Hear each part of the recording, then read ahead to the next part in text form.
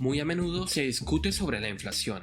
En las noticias se menciona una y otra vez, pero también en la economía y en los mercados financieros se habla a menudo de ella. Pero, ¿qué es la inflación? ¿Cómo surge? ¿Y cómo nos afecta a nosotros como inversores? En este video trataremos con detalle todas esas preguntas.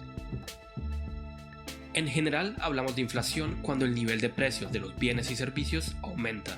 Cuando esto sucede, nuestro dinero vale menos y podemos comprar menos cosas con la misma cantidad de dinero.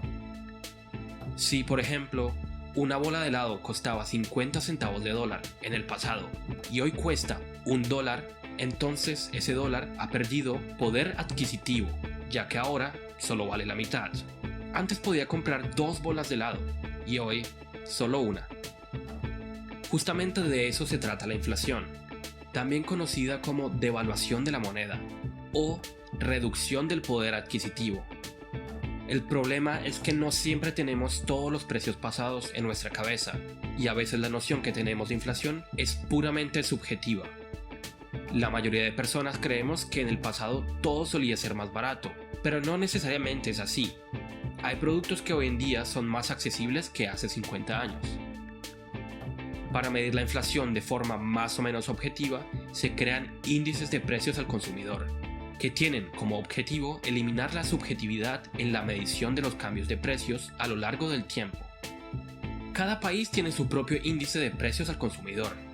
En España lo elabora el Instituto Nacional de Estadística, en México el Instituto Nacional de Estadística y Geografía, y en Colombia el DANE, por nombrar solo un par de ejemplos. En un índice de precios al consumidor se valoran los precios de un conjunto representativo de bienes y servicios, al que se le denomina canasta familiar. La canasta familiar suele incluir productos de uso diario, como alimentos y productos de higiene. Bienes duraderos, como lavadoras o muebles, pero también ciertos servicios, como el coste de la energía que consumimos o el precio de un corte de cabello. Los funcionarios comparan los precios de esta canasta cada mes, para saber cómo han evolucionado estos con el paso del tiempo. Si por ejemplo la canasta de bienes costaba $100 hace un año y hoy cuesta $105, entonces la tasa de inflación de esta cesta de bienes representativa ha sido del 5%.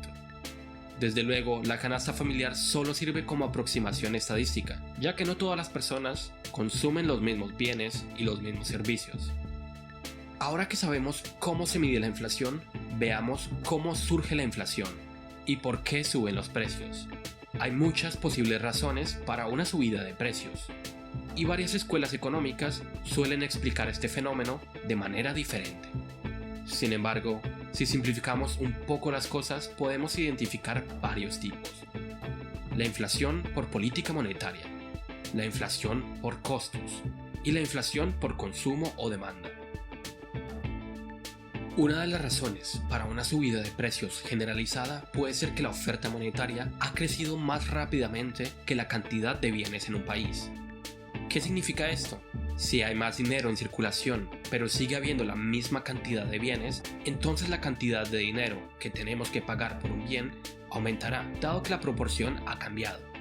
La oferta de dinero puede aumentar, por ejemplo, porque los bancos centrales llevan a cabo una política monetaria expansiva, imprimiendo dinero. Otro motivo de un aumento de los precios puede estar relacionado a un aumento de los costos de producción. Esto ocurre cuando las materias primas se encarecen, por ejemplo, cuando el precio del petróleo o del acero aumenta.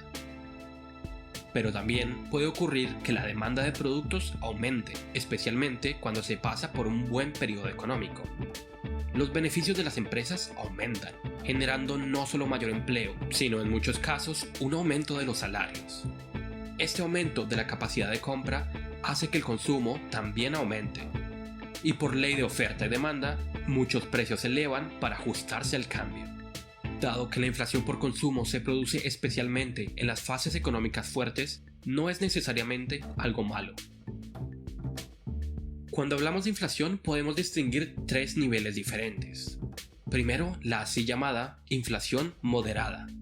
Como su nombre lo indica, se trata de una inflación relativamente baja, en la que la mayoría de precios se mantienen estables y que según distintas definiciones está por debajo de un 5 o de un 9% anual. La siguiente etapa es la inflación galopante, que significa tasas de inflación de 2 dígitos en el periodo de un año. La tercera etapa se denomina hiperinflación, definida por algunos economistas como una tasa de inflación de más del 50% mensual.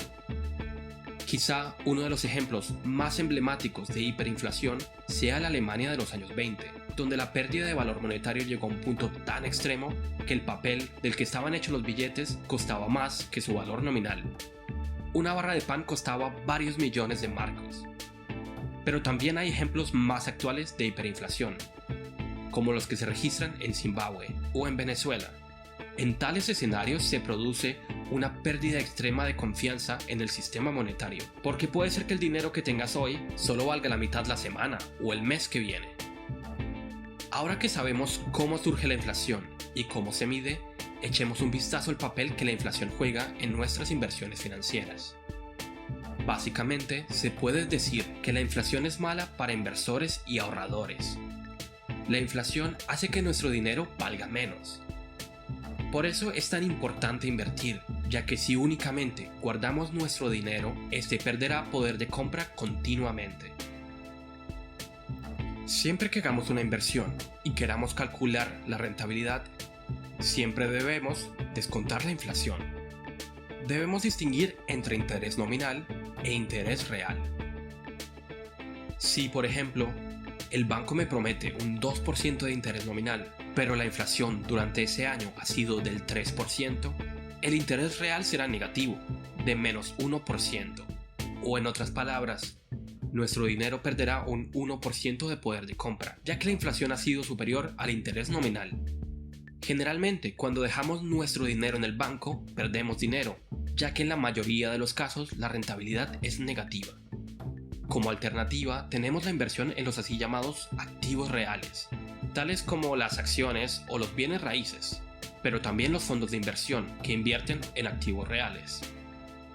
Las acciones, por su parte, si se diversifican ampliamente e invierten durante mucho tiempo, suelen tener siempre un rendimiento real positivo, lo que significa que se gana poder adquisitivo.